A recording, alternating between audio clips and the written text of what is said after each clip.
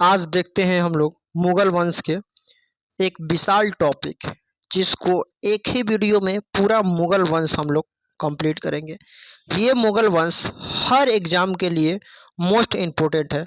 सबसे पहले देखते हैं मुगल वंश कुल कितने दिनों तक चला था। तो मुगल वंश का समय काल यहाँ पर दिया गया है 1526 ईस्वी से लेके 1857 ईस्वी। यहाँ थोड़ा दिखाई नहीं दे रहा है, इसको समझ लेना है। 1857 ईस्वी फर्स्ट लाइन दिया गया है।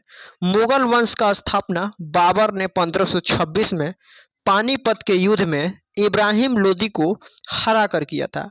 आप लोग को पता है कि इससे पहले हम लोग दिल्ली सल्तनत के 5 वंश पढ़े थे, जिसमें पहला राजवंश था गुलाम वंश, खिलजी वंश, तुगलक वंश, सैयद वंश, लोदी वंश। लोदी वंश के अंतिम शासक इब्राहिम लोदी होता है। इब्राहिम लोदी को बाबर द्वारा हराकर भारत में नए राजवंशों का स्थापना करने का श्रेय जाता है। नेक्स्ट लाइन देखते हैं। अगला लाइन है, भारत में मुगल वंश के स्थापना के मुख्य कारण भारत के लोगों में एकता न होना तथा बाबर का अस्थायी सेना तथा तोप का प्रयोग करना। देखिए, आपसे ये 12th क्लास का एग्जाम में 2 मार्क्स में पूछेगा, भारत में मुगल वंश का स्थापना का कारण बताएं। तो आप लोग लिखिएगा स्थापना का मुख्य कारण। आप लोग अपने से मिला के 3-4 लाइन बना सकते हैं। पहला हो जाएगा एकता की कमी, दूसरा का लाइन अस्थायी सेना ना होना, तीसरा का लाइन आर्थिक स्थिति कमजोर हो जाना, चौथा प्रशासनिक कमजोर हो जाना, राजनीतिक शक्ति कमजोर हो जाना। 4 गो तो लाइन ऐसे ही हो गया। फिर अगला हो जाएगा एक विशेष, बाबर का तोप का प्रयोग करना, तोप लाया और सबको उड़ा दिया एक ही बार में। अगला लाइन देखते हैं, बाबर ने भारत में 1526 में पानीपत, 1527 में खानवा, 1528 में चंदेरी, 1529 में घघरा का युद्ध लड़ा था। ये सभी युद्ध बाबर जीत गया था। तो इसको लिखा गया है। आप लोग यहाँ पर आराम से, लैंग्वेज नहीं समझ में आएगा, लेक्चर सुन सुन के उसको समझ जाना है कि क्या लिखा गया है। अगला लाइन देखते हैं, 1528 ईस्वी में बाबर के सेनापति मीर बाकी ने भारत के यूपी के अयोध्या में बाबरी मस्जिद का निर्माण करवाया था। वर्तमान में ये राम मंदिर है। अगला लाइन देखते हैं, बाबर की मृत्यु 1530 ईस्वी में हो गई। इन्हें भारत में ही दफना दिया गया। 1530 ईस्वी में बाबर की मृत्यु हो गई, इनको भारत में ही दफना दिया गया है। इसको ट्रिक के माध्यम से याद कराया गया है, जिसको क्लास में बताया गया है ट्रिक, और इसको याद भी कराया जाएगा और विशेष रूप से क्लास में, क्योंकि इसके ट्रिक बताने के लिए बोर्ड की आवश्यकता होगी और बोर्ड मोबाइल में है नहीं। नेक्स्ट देखते हैं, बाबर ने तुर्क भाषा में अपना आत्मकथा बाबरनामा पुस्तक या तुजुक ए बाबरी नामक पुस्तक लिखा। बाबर ने एक पुस्तक लिखा और ये एग्जाम में पूछा है किस भाषा में लिखा गया है, तो तुर्क भाषा में। पुस्तक का नाम है बाबरनामा या तुजुक ए बाबरी, बाबरनामा या तुजुक ए बाबरी। आई होप आपको ये वाला फर्स्ट स्लाइड समझ में आया होगा। नेक्स्ट स्लाइड देखते हैं।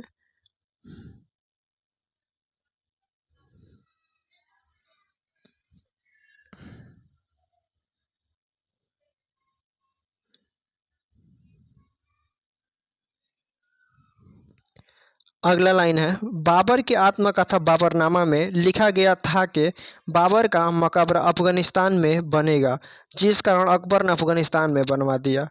देखिए, सबसे पहले इसका मृत्यु हुआ था भारत में, तो इसको आगरा में दफना दिया गया। फिर बाद में पता चला, अपने ये आत्मकथा में लिखा है कि जब मेरा मृत्यु हो जाएगा तो हमें अफगानिस्तान के काबुल में दफना देना है। तो इसीलिए इसको अफगानिस्तान के काबुल में इसके लिए एक मकबरा बनवा दिया गया। जब अध्ययन किया गया बाबरनामा, तो उसी से पता चला था कि इसका मकबरा भारत में ना होकर अफगानिस्तान में होना चाहिए था। तो इसलिए इसका मकबरा कहाँ लेके चला गया, अफगानिस्तान में लेके चला गया। अगले ने लाइन है, बाबर के बेटा हुमायूं था जो 1530 ईस्वी में गद्दी पर बैठा था। जब इसका मृत्यु हो गया था इसका बेटा हुमायूं गद्दी पर बैठ गया था।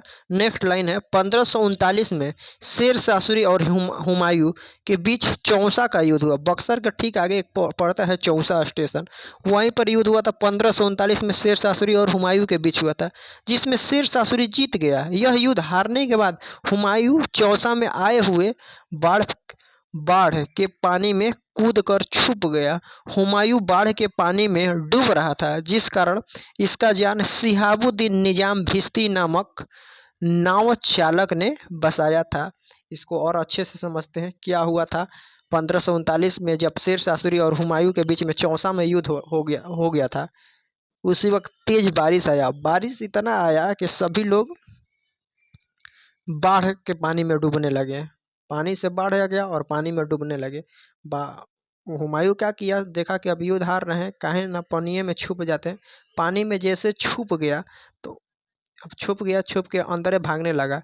पानी के धार तेज हो गया, उसी में डूबने लगा। तो उसी में एक व्यक्ति था जिसका नाम था शिहाबुद्दीन निजाम, ये नाव चलाने वाला व्यक्ति था। उसी ने इनका जान बचा दिया।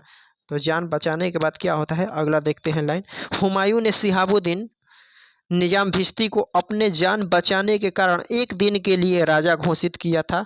ये राजा बनते ही भारत में चमड़े का सिक्का चलवाया था। देखिए जब हुमायूं क्या उसका जान बच गया था, हुमायूं तो राजा था, तो देखा कि एक नाव चालक इसके लिए इसका जान बचाया है, तो उसके लिए हम कुछ गिफ्ट न देकर इसको एक अनोखा काम करते हैं, इसको एक दिन के लिए राजा बनाते हैं। और देखते हैं ये एक दिन के लिए राजा बन के देश के लिए क्या करता है। तो शिहाबुद्दीन निजाम भिश्ती एक दिन के लिए राजा बनता है, सोचता है कि मेरा भी इतिहास में नाम आ जाए, कुछ हम भी यूनिक काम कर देते हैं। एक दिन के लिए राजा बने हैं तो ये क्या काम करता है, चमड़े का सिक्का चलवा देता है भारत में। इतना आप लोग को समझ में आया होगा। फिर अगला लाइन देखते हैं।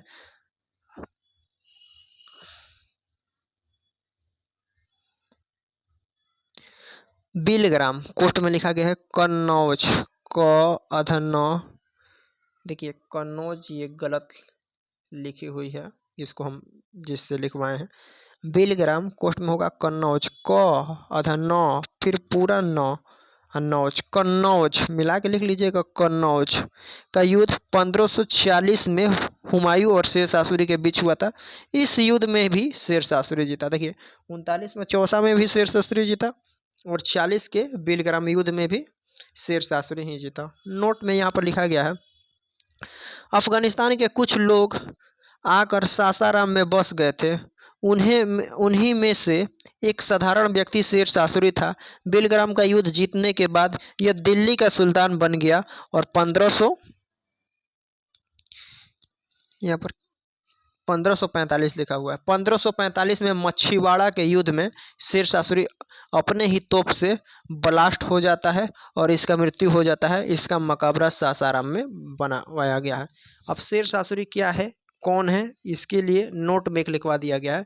अफगानिस्तान का एक व्यक्ति था शेर शाह सूरी, जो भारत के सासाराम में आके बस गया था। हुमायूं को 2 युद्ध हरा के अपने आप को राजा घोषित करके राजा बन गया, लेकिन ज़्यादा दिन तक देश में राज नहीं कर पाया। बाबर ने तोप भारत में चला दिया था, तो बाबर के देखा देखी सोचा कि बाबर के बचा कुचा तोप है, हम भी यूज करेंगे। इसको चलाने नहीं आया, अपने आपे को उड़ा लिया तोप से। दूसरे को चलाने गया था, अपने आप को उड़ा लिया। आई होप ये वाला लाइन आप लोग को ये दोनों लाइन समझ में आया होगा।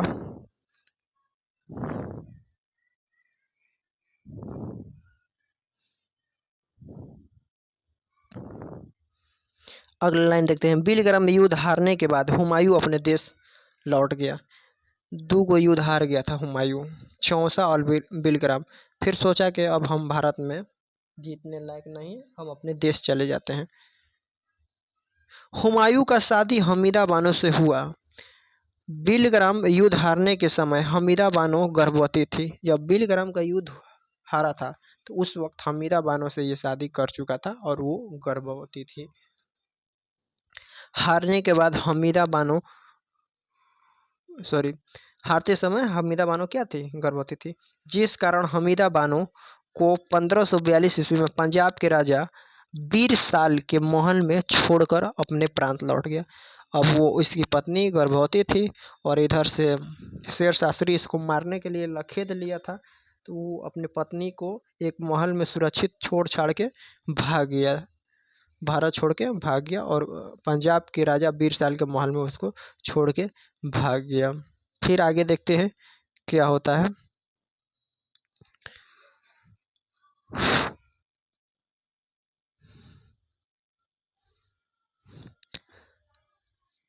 1542 में हमीदा बानो जो गर्भवती थी का पुत्र का जन्म होता है, जिसे बचपन में जला लिया राजा बनने के बाद, सॉरी, जिसे बचपन में जलाल तथा राजा बनने के बाद अलाउद्दीन अकबर कहा गया। इसका बचपन का नाम था जलाल और राजा बनने के बाद इसका नाम हो गया अलाउद्दीन अकबर। अगला लाइन है 1555 में हुमायूं पुनः भारत आ जाता है। देखिए 1555 में पता चलता है कि शेर शास्त्री ब्लास्ट कर गया है, शेर शास्त्री तोप के ब्लास्ट से मर गया है। जैसे ही 1555 में 1545 में मृत्यु हो गया था, तो इसको पता चलता है 10 साल बाद 55 में। तो वहाँ से दौड़े दौड़े 1555 में जैसे पता चलता है पुनः भारत आके शेर शास्त्री के परिवार का हत्या करके गद्दी पर बैठता है। पहले तो शेर शास्त्री गद्दी पर था, फिर उसके पुत्र गद्दी पर था, यानी कि उसी के घर वाले अब भारत को संभाल रहे थे। तो आते आते क्या किया, उसके पूरे परिवार का ही हत्या करके खुद गद्दी पर बैठ गया, बैठ जाता है। इसका मृत्यु अपने ही पुस्तकालय के सीढ़ी से गिर कर ही हो गई 1556 ईस्वी में। फिर क्या हुआ, 1555 में तो आके गद्दी पर बैठिए गया शेर शास्त्री के फैमिली को मार के, लेकिन क्या करता है, आते ही एक पुस्तकालय में जाता है और पुस्तकालय में चढ़ने के लिए सीढ़ी का प्रयोग करना होता है। उसी सीढ़ी पर चढ़ता है तो 1556 में इस सीढ़ी से गिर के मर गया। एगो तो आया और ऊपर से सीढ़ी पर से गिर के मर गया। जब ई मर गया तो हुमायूं के मृत्यु के बाद हेमू नामक व्यक्ति ने दिल्ली के गद्दी पर बैठ गया। देखिए पहले शेर शास्त्री गद्दी पर था, फिर उसके फैमिली था, उसके फैमिली को हत्या करके हुमायूं फिर गद्दी पर बैठ गया। अब हुमायूं के मृत्यु के बाद एक हेमू नामक व्यक्ति गद्दी पर बैठ जाता है, क्योंकि हुमायूं का बेटा अकबर पंजाब के कलानौर में था। अब मर गया है हुमायूं तो उसका बेटा गद्दी पर बैठना चाहिए, लेकिन जो उसका बेटा अकबर रहता है वो पंजाब के कलानौर में रहता है। वो उसको पता चलता है कि मेरे पापा सीढ़ी से गिर गए हैं। वो वहाँ से दौड़े दौड़े घोड़ा निकलता है और आता है दिल्ली को कब्जा करने के लिए, नहीं तो कोई और न दिल्ली को कब्जा कर ले। उसको आते आने से पहले ही हेमू आचा गद्दी पर पहले से ही बैठ गया था। आगे देखते हैं क्या होता है। अकबर अपने संरक्षक बैरम खां, एक अकबर वहाँ से तो घोड़ा पर दौड़ के आइए रहा है, साथ साथ में उसका एक रक्षक भी आता है अकबर की मदद करने वाला, जिसका नाम रहता है बैरम खां। बैरम खां के साथ दोनों घोड़ा से एकदम पूरा स्पीड में आए दिल्ली में और आते ही आक्रमण कर दिया। आते ही किस पर आक्रमण कर दिया, इस युद्ध में अकबर, फिर से ये वाला लाइन पढ़ देते हैं। अकबर अपने संरक्षक बैरम खां के साथ दिल्ली आया और आक्रमण कर दिया। इस युद्ध में अकबर हारने ही वाला था, यानी कि हार ही चुका था, लेकिन बैरम खां जो उसका संरक्षण था वो हेमू के आंख में तीर मार दिया, जिस कारण हेमू घोड़े से गिर गया और अकबर उसका हत्या कर दिया। अब अकबर और उसका संरक्षक बैरम खां दोनों आया था मारने के लिए किसको, हेमू को, क्योंकि हेमू गद्दी को कब्जा कर लिया था। उसको वो बोलने लगा कि मेरे पापा मर गए तो तू मेरा गद्दी कब्जा करेगा, हम तुमको छोड़ेंगे नहीं। तो उसको क्या करता है, दोनों लोग मिल के मार देते हैं। अकबर हारने ही वाला था, लेकिन उसके संरक्षक की मदद से जीत भी गया। अकबर मात्र 14 वर्ष का था। अकबर कितने साल का था, 14 वर्ष का था। आई होप ये भी लाइन समझ में आ गया होगा। देखिए हम लोग को पहले बाबर के बारे में पढ़े, फिर हुमायूं के बारे में पढ़े। हुमायूं के बीच में थोड़ा सा शेर शास्त्री से टकरार हुआ था और शेर शास्त्री का परिवार वहीं पर अंत हो गया, और हुमायूं के बाद अब पढ़ रहे हैं अकबर गद्दी पर बैठ गया। अगला लाइन देखते हैं।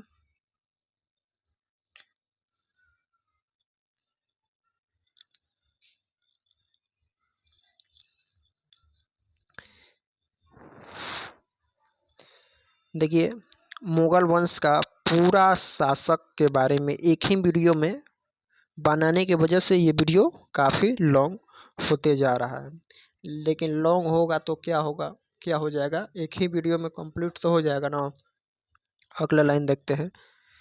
अकबर 1556 में दिल्ली के गद्दी पर बैठ जाता है। आप लोग को पता है अकबर कैसे कैसे नौटंकी करके गद्दी पर बैठा है। इसके पापा सीढ़ी से गिर गए हैं, ये दौड़ के आया है अपने सेनापति के साथ और हेमू पर आक्रमण कर दिया है। हेमू से हारने ही वाला था, तो इसका संरक्षक और ये दोनों मिलकर अंततः उसको हरा ही दिए थे। तो अकबर 1556 में अंततः गद्दी पर संघर्ष करके बैठिए गया था। 14 वर्ष की उम्र में बैठा था। अगला लाइन समझते हैं। अकबर ने बहुत सारी शादी किया। अकबर ने कितना शादी किया? बहुत सारे। शादी के कुछ खास डाटा नहीं मिलता है। यहाँ पर देखिए धुंधला दिख रहा है, लेकिन हम मेरा आवाज़ सुनकर आप लोग लिखिएगा। जो मार्कर से क्रॉस किए हैं ना, उसी के बारे में बोल रहे हैं। अकबर ने बहुत सारी शादी किया था, लेकिन उसकी खास बीवी तीन थी। उसकी खास बीवी तीन थी। पहला का नाम था रुकैया बेगम, दूसरा का नाम था सलीमा बेगम, तीसरा का नाम था जोधाबाई। रुकैया बेगम के बारे में कोर्ट में लिखा गया है चाचा की लड़की है, शायद इसको चाचा की लड़की माना जाता है। दूसरा सलीमा बेगम, ये संरक्षक बैरम खां की बीवी थी। क्या हुआ था? बैरम खां की मृत्यु हो गया था, तो उसकी बीवी से शादी कर लिया था अकबर।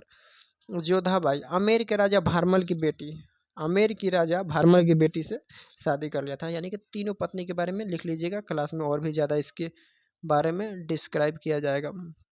अगला है, इसका पिता का नाम क्या हो जाएगा? हुमायूं। माता का नाम हमीदा बानो। पालन पोषण इसका दाई माँ महामंगा करती है। देखिए इसका पालन पोषण इसकी दाई माँ करती है, जिसका नाम रहता है महामंगा।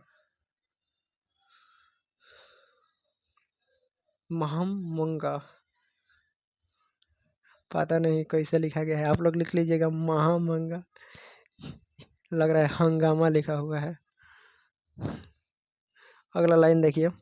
अकबर ने 1563 यानी कि 56 के बाद आप 63 में पढ़ रहे हैं। 1563 ईस्वी में हिंदू धर्म से लिए जाने वाले तीर्थ यात्रा कर समाप्त कर दिया तथा 1564 में मुस्लिम से लिया जाने वाले जजिया कर समाप्त कर दिया। देखिए दो प्रकार के टैक्स लिया जाता था। हिंदू को अगर धार्मिक स्थल जाना था तो तीर्थ कर देना था, और मुस्लिम को अगर धार्मिक स्थल कोई घूमने जाना था तो उसको जजिया कर देना था।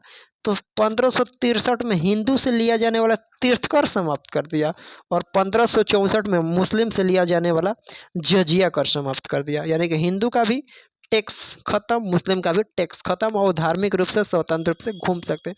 ये दोनों एग्जाम में ऑब्जेक्टिव में पूछा हुआ है। याद करने का इसका शॉर्ट ट्रिक है, 63 में तीर्थ और 64 में जजिया। त से 63, त से तीर्थ। जब एगो तीर्थ कंप्लीट हो गया तो एगो जजिया याद रखिए उसके 1 साल बाद। अगला लाइन है, अकबर ने 1571 में फतेहपुर सीकरी का स्थापना कर अपना राजधानी बनाया था। अकबर ने 1571 ईस्वी में फतेहपुर सीकरी का स्थापना किया था।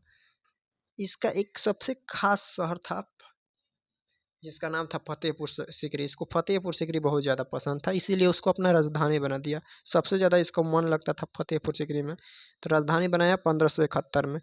देखिए इसमें वही क्वेश्चन लिखा गया है जो एग्जाम में डायरेक्ट पूछा हुआ है। ये क्वेश्चन एग्जाम में ही पूछा गया है। देखिए हम जो नोट्स से आप लोग को वीडियो बनाने वाले थे वो नोट्स से नहीं बनाए, ये अलग नोट्स का वीडियो है। ये डायरेक्ट एग्जाम का क्वेश्चन है। ये 12 क्लास का एग्जाम में 100% यही पूछेगा, इसके बाहर एक भी नहीं पूछेगा। अगला लाइन है, अकबर और महाराणा प्रताप। अकबर और महाराणा, यहाँ ध्यान से सुनिए, महाराणा प्रताप में 1576 में हल्दी घाटी, हल्दी घाटी का युद्ध हुआ था, जिसमें अकबर का सेनापति मान सिंह तथा महाराणा प्रताप का सेनापति मीर हकीम था। और इस युद्ध में कौन जीत गया था? इस युद्ध में अकबर जीत गया था। अगला लाइन देखते हैं,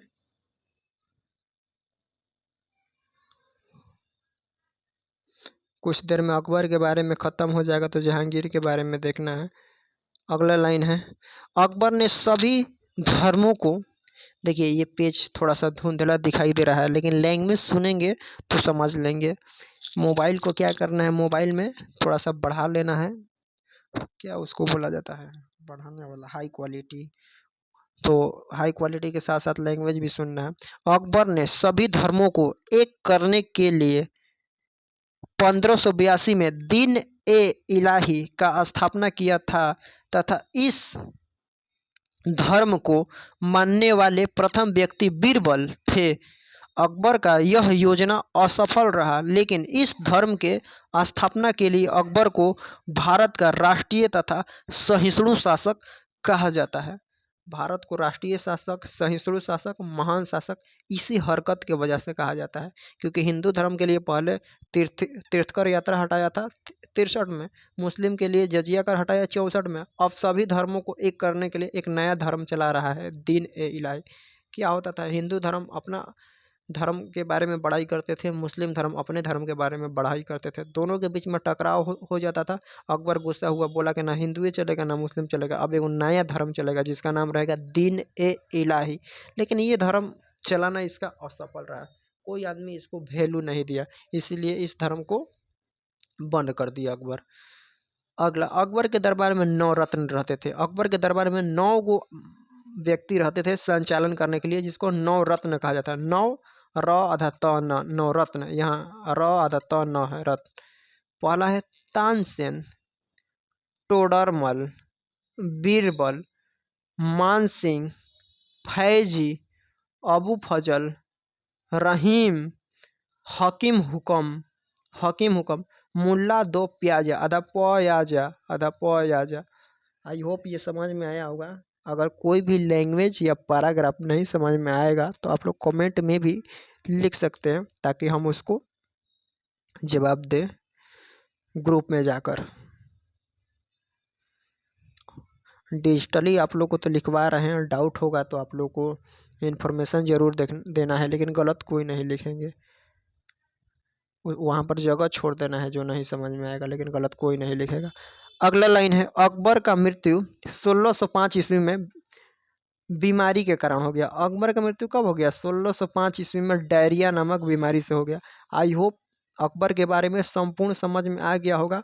अब देखेंगे हम लोग अगला स्लाइड, और थोड़ा सा है, मेन अकबरे था और हमको लगता है 2 से 3 पाना।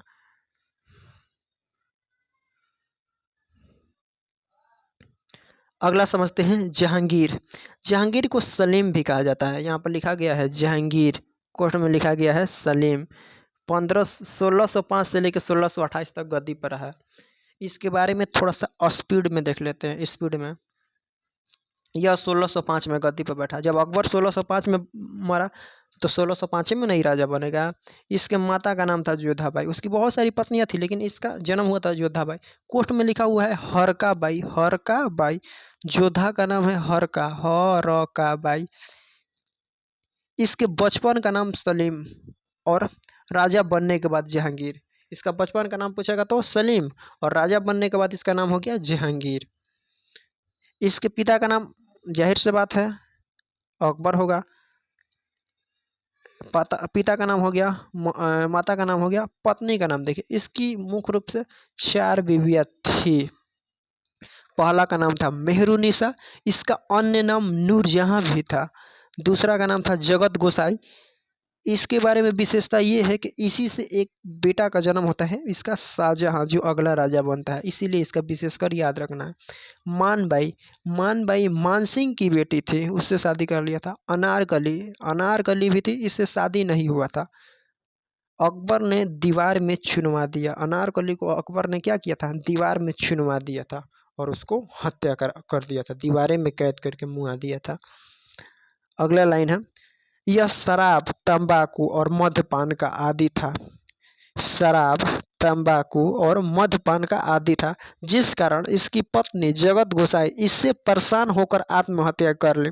इस कारण जहांगीर ने पूरे भारत में शराब, तंबाकू और मद्यपान पर प्रतिबंध लगाया। पहले तो शराब पीता था, लेकिन इसकी पत्नी इसकी शराब पीने की वजह से मर गई, तो क्या किया? उसको प्रतिबंध लगा दिया। यहाँ तक समझ में आया? अगला लाइन है, यह चित्रकला का आदी था, बहुत ज़्यादा चित्र बनाता था। पूरे भारत में चित्रकला फैल चुका था। इसी के समय क्या हुआ था? पूरे भारत में चित्रकला फैल चुका था, इसलिए इसके शासनकाल को चित्रकला का स्वर्ण युग कहा जाता है। अगला लाइन है, इसके शासनकाल में 1608 में, यहाँ 1608 है, यहाँ ध्यान से सुनकर लिखिएगा, दिख नहीं रहा है कितना है, मेरा लैंग्वेज समझिए। इसके शासनकाल में 1608 में विलियम हॉकिंस भारत आया था। यहाँ तक आपको समझ में आया होगा। इसी के शासनकाल में एक अंग्रेज आया था 1608 में, जिसका नाम था विलियम हॉकिंस। अगला पैराग्राफ समझते हैं।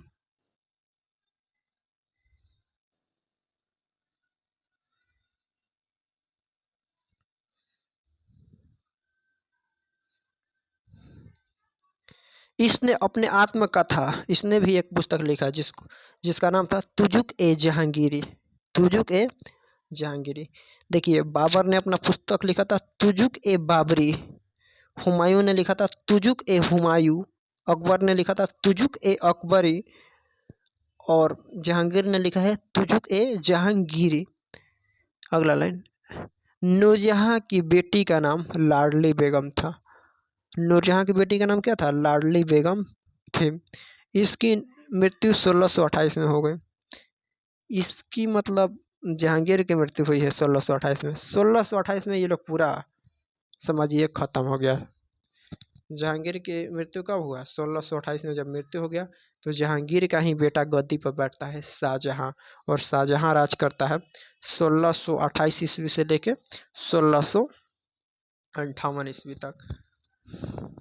यहाँ तक हम लोग पढ़ चुके हैं। अब थोड़ा सा रेस्ट लेते हैं।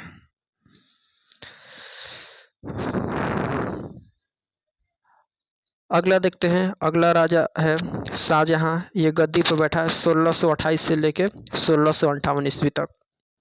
इसके पिता का नाम था जहांगीर। इसके पिता का नाम क्या था? जहांगीर। इसका माता का नाम जगत गुसाई। माता का नाम जगत गुसाई। इसका मूल नाम खुर्रम था। जो शाहजहां का बचपन का नाम था खुर्रम, इसको बचपन में खुर्रम कहा जाता था। युद्ध जीतने के बाद जहांगीर ने इसका नाम शाहजहां रख दिया। पहले खुर्रम खुर्रम इसको आदमी कहता था। जब युद्ध जीत गया तो इसका नाम क्या रख दिया गया? शाहजहां।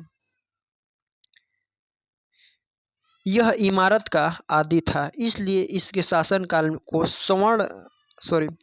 स्थाप्य अधस्थापत्य स्थाप्त्य कला का स्वर्ण युग कहा जाता है। ये समझिएगा ये क्या लिखा गया है? स्थाप्त्य अधस्थापत्य स्थाप्य कला का युग कहा जाता है। ये सबसे ज्यादा इमारत बनाने वाला शासक था। ये खाली इमारतें बनाने का शौकीन था। इससे पहले वाला राजा देखे थे चित्रकारी का शौकीन था, जबकि ये इमारत बनाने का शौकीन है। इसकी पत्नी का नाम मुमताज महल था। इसकी पत्नी का नाम क्या था? मुमताज महल। मुम को साइड कीजिए, ताजमहल। पत्नी का नाम था ताजमहल। जो ताजमहल है ना, तो इसकी पत्नी का नाम है, केवल को मुम लग गया है। मुम को साइड कर दीजिए, ताजमहल।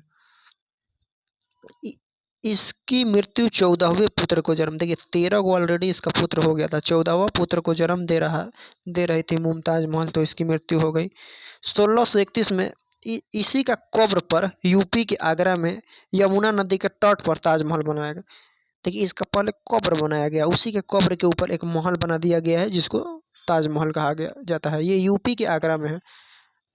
इसका मृत्यु हुआ था 1631 ईस्वी में। ताजमहल बनाने में काम लगा था 1632 से लेकर 1652 ईस्वी में, यानी कि 20 साल लगा था, और 22 लाख रुपये में बन के तैयार हुआ था।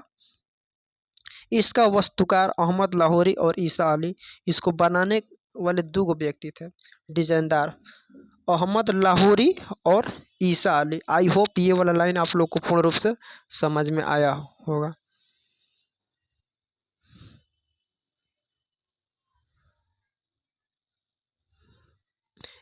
ये पेज के बाद और एक पेज होगा, और एक पेज। इसके कुल 13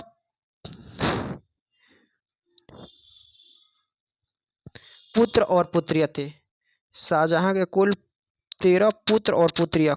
पुत्र और पुत्रियां यहाँ पर और छोड़ दी है लिखने में, आप लोग लिख लीजिएगा। शाहजहां का कुल 13 पुत्र और पुत्री मिला के थे, जिसमें से केवल 7 को जिंदा बचे थे। सब मर गए थे, कुछ ना कुछ कारणवश सब मर गए थे। केवल कितने बचे थे? 7 को जिंदा बचे थे। सातों का नाम याद रखना जरूरी नहीं है। इसका बेटा दारा शिकोह है, यानी कि शाहजहां का जो, अब देखिए जो जो इतिहास में बेटा का नाम यूज आएगा उन्हीं लोग को याद रखना है। 2 गो बेटा का नाम याद रखिए, 3 गो याद रखिए, 2 गो बेटा और 1 गो बेटी। 2 गो बेटा का नाम है, एगो का दारा शिकोह जो इसका सबसे बड़ा बेटा है, शाहजहां का सबसे बड़ा बेटा दारा शिकोह, और शाहजहां का सबसे खतरनाक बेटा औरंगजेब, और इसकी एक बेटी का नाम याद रखिए, जहां आरा। जहां आरा, इसका बेटा दारा सिकोह अगला राजा बनने वाला था, लेकिन उसका छोटा बेटा औरंगजेब शाहजहां को 1658 में कैद करके आगरा के जयपुर भवन में ताजमहल के सामने कैद कर लिया। देखिए क्या हुआ, जब शाहजहां अपने बड़ा पुत्र दारा सिकोह को अगला राजा घोषित किया था, तो इसका छोटा बेटा औरंगजेब चिल्लाने लगा कि ना ना हम राजा बनेंगे। तो शाहजहां बोला नहीं, हम तुमको राजा नहीं बनाएंगे, तू अयोग्य है, सबसे पढ़ा लिखा योग्य है दारा सिकोह, उसी को राजा बनाएंगे। औरंगजेब गुस्सा हुआ, शाहजहां को क्या किया, कैद कर लिया, और कैद कर दिया ताजमहल के ठीक सामने, कि वहीं से कैद होकर ताजमहल को देखते रहिए। 1658 में कैद कर लिए। अगला लाइन समझते हैं। शाहजहां को देख रेख इसकी बेटी जहां आरा कर रही थी। अब उसमें खाना ले जाने का काम कौन करती थी, इसी की बेटी, जिसका नाम था जहां आरा। तो शाहजहां को देख रेख कौन कर रहे थे, कैद हो गई थी, तो उसकी बेटी जहां आरा कर रही थी। यही जहां आरा ने यूपी में जामा मस्जिद बनाई है। पूछेगा क्वेश्चन, दिल्ली में जामा मस्जिद किसने बनाया, शाहजहां ने, और यूपी में जामा मस्जिद जहां आरा। दिल्ली में जामा मस्जिद शाहजहां, और यूपी में जामा मस्जिद जहां आरा। 1666 में मृत्यु हो जाती है शाहजहां की। शाहजहां की मृत्यु कब हो जाती है, 1666 में। 8 साल कैद रहने की वजह से, उसी में 8 साल ये कैद रह गया है। समझिए, उम्र कैद के सजा से भी खतरनाक है, उसी में इसका मृत्यु हो गई। 1658 में तो कैद कर लिया था, लेकिन 1658 में औरंगजेब ने अपने भाई दारा सिकोह को हत्या करके आखिर 1658 में गद्दी पर बैठिया गया था। इसीलिए अगला शासक औरंगजेब का शासनकाल हो जाएगा 1658 से लेकर 1707। इसको लास्ट देखना है। इसके बारे में समझते हैं। इसके पिता का नाम शाहजहां, अभी इसके पिता के नाम पर चर्चा चल रहा था, शाहजहां। इसके माता का नाम मुमताज महल। इसकी पत्नी का इसकी पत्नी का नाम ईरान की शहजादी अर्जुमंद बानो थी। इसकी पत्नी का नाम क्या था, शहजादी अर्जुमंद बानो थी। इसके मरने के बाद इसने महाराष्ट्र के औरंगाबाद में इसके कब्र पर एक मकबरा बनवाया, जिसे बीबी का मकबरा या घटिया ताजमहल के नाम से जाना जाता है। देखिए, ये भी कम नहीं था।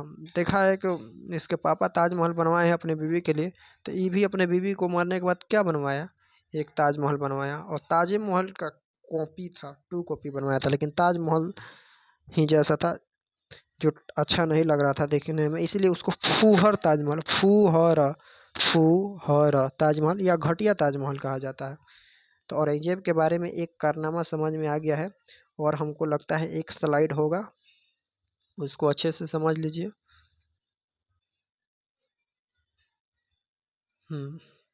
इसके बाद हमको लगता है एक पेज प्रीवियस क्वेश्चन होगा। देखिए, इसके बारे में धड़ाक दे समझते हैं।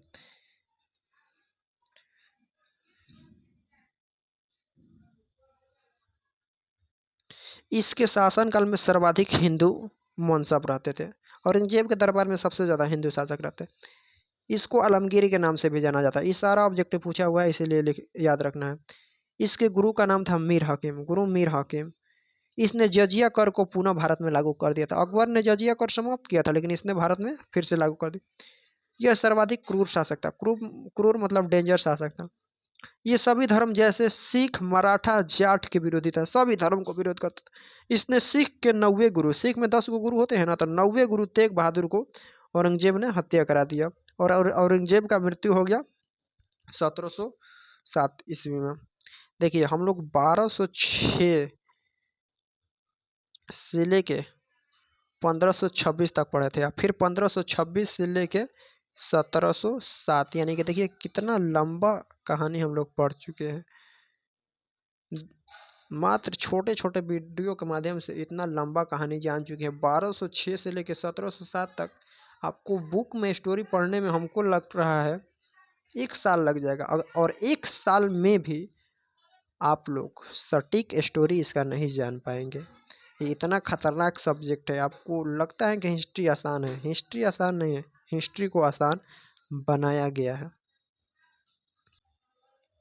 अब देखते हैं कुछ इम्पोर्टेंट क्वेश्चन। ये दोनों इम्पोर्टेंट क्वेश्चन पूछा हुआ है डायरेक्ट एग्जाम का। देखिए, खत्म होने के बाद एग्जाम का क्वेश्चन, भारत में मुगल वंश के स्थापना के कारण बताएं। मुगल वंश का स्थापना का कारण पूछ रहा है, तो मुगल वंश का स्थापना का दो कारण निम्नलिखित है, जिसमें से पहला कारण याद रखिए और दूसरा कारण। पहला समझ लीजिए, दिल्ली सल्तनत के शासकों की कमजोर स्थिति के कारण मुगलों ने भारत में आसानी से जीत लिया। मुगलों ने भारत को आसानी से जीत लिया। अगला लाइन है, भारत में राजनीतिक एकता का अभाव था, जिस कारण मुगलों ने अवसर मिलते ही अपना साम्राज्य बना लिया। फिर अगला है, तीर्थ कर और जजिया कर अकबर ने क्यों समाप्त किया। अकबर ने 1563 में तीर्थ कर समाप्त किया, जो हिंदू धर्म से लिया जाने वाला धार्मिक कर था, तथा 1564 में इसने जजिया कर को समाप्त किया, जो मुस्लिम से लिया जाने वाला धार्मिक कर था। इसका समाप्त करने का मुख्य उद्देश्य सभी को एक करना था। ये चाहता था कि किसी भी धर्म से टैक्स न लिया जाए। पूर्ण रूप से इसको कंप्लीट कर दिया और यहीं पर आप लोग का ये लेसन क्या हो गया, द एंड। इसको कॉपी पर सभी लोग उतार लीजिए।